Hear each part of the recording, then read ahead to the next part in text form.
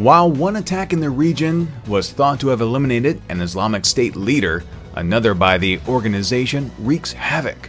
Malaysian Prime Minister Najib faces increasing domestic challenges to his rule, plus an update on trying to reduce the region's haze. These stories are coming up next. This is the Asia Brief.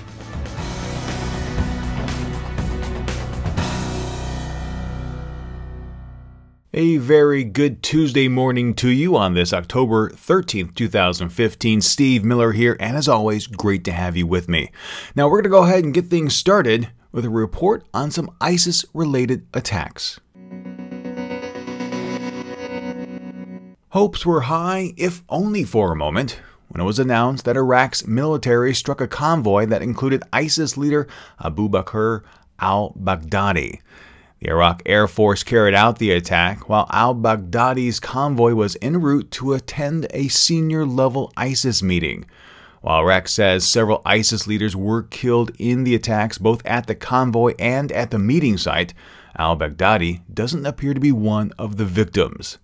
Al-Baghdadi is listed as enemy number 1 in the fight against ISIS and has twice before been thought to have been injured in previous attacks, one in November of 2014 and the other in March of this year. While removing the head of ISIS is key to permanently disrupting the organization, more must be done to address the causes that have allowed it to flourish. For ISIS operates in a number of cells, and unfortunately, that can be seen with the recent attack in Turkey. In what was a protest against the Turkish government this past Sunday, thousands gathered in Ankara. It was a peaceful rally, but it was disrupted by 2 bombs that killed at least 95 people. After the bombing, those mourning the victims left flowers in memorial. In addition to those killed, the government estimates that about 250 or more were injured in the blasts. Analysts suspect either the Islamic State militant group or Turkish nationalists opposed to the outlawed Kurdistan Workers' Party, or PPK, were behind the deadly blasts. No group has claimed responsibility, but the government is zeroing in on the Islamic State as the culprit. Sources claim the police have detained 43 suspects related to their investigation, all with possible ties to the Islamic State. Furthermore, they claim the explosives used in the deadly blasts were consistent with those used by ISIS. The government has made it very clear that despite security concerns, Turkish elections will proceed. Speaking to Reuters, one official said, quote, "Postponing the elections as a result of the attack is not on the table at all, even as an option. The elections will be held on November 1st as planned. Because of the rising risks, the security at election rallies, which is already being increased, will be raised further. The election will be held in a secure way." End quote. For now, the nation mourns, while the rest of the world rejoices that there are fewer Islamic State leaders. Things continue to go from bad to worse for Malaysian Prime Minister Najib. The beleaguered Prime Minister, who is facing tough questions over his involvement with the 1MDB fund, received a scathing rebuke from the nation's 9 state sultans. According to the New York Times, they called for a swift and transparent investigation into a political scandal involving the Prime Minister, saying his failure to resolve allegations of corruption had created a crisis of confidence in the country. The roles of the sultans are largely ceremonial. However, the statement's release was their most direct political intervention recently. The statement added that the scandal was adversely affecting the world's view of Malaysia and was seen as among the causes for the plunge of the value of the Malaysian ringgit, which has fallen to its lowest value in more than a decade. They say that the drop is responsible for impacting the country's financial market and economic climate. John Pang, a senior fellow at the S. Rajaratnam School of International Studies in Singapore, said, "Najib may be more isolated than ever. When one combines the statement of the sultans and the opposition within his own party, it appears as if he's lost the confidence of others. Even with the lack of support, Najib's government has charged 2 critics for sabotaging its banking and financial systems." Khairuddin Abu Hassan, the former ruling party United Malays National Organization's division chief, and Matthias Cheng, a close aide of former Prime Minister Mahathir, are being charged under the Security Offensive Special Measures Act of 2012, also referred to as SOSMA.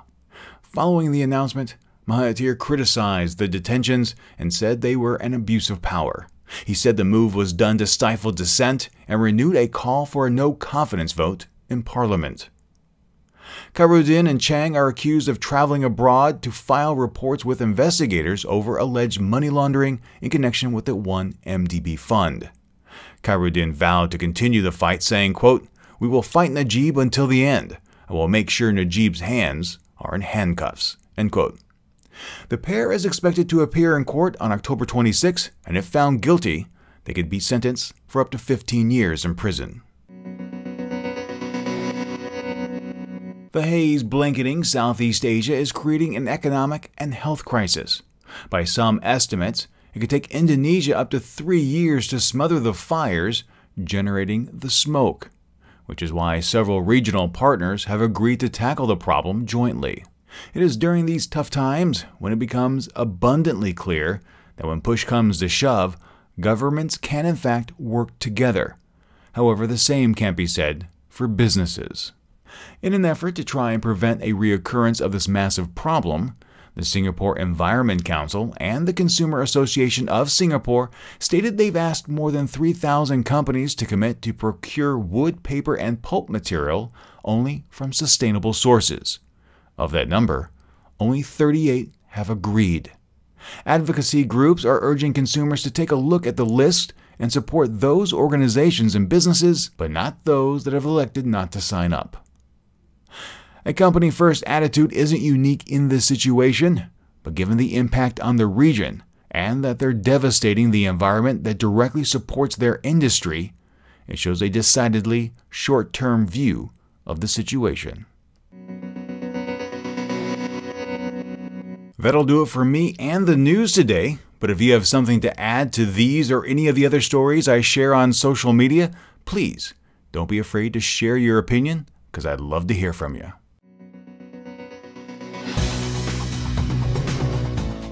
The Asia Brief is a special feature of the Asia News Weekly podcast. If you enjoyed the podcast, please share it with your friends, and if you haven't, subscribe. Subscribing is free, and when you do, the next episode is delivered automatically to you. You can subscribe on our website, asianewsweekly.net, or in your favorite podcast application. You can also keep up with more news from the region by following Asia News Weekly on Facebook or Twitter. And if you have any comments, questions, or feedback, be sure to drop us a line. That email address is podcast@asianewsweekly.net. Thank you so much for joining me, and until next time, remember to be true to yourself and to always be awesome.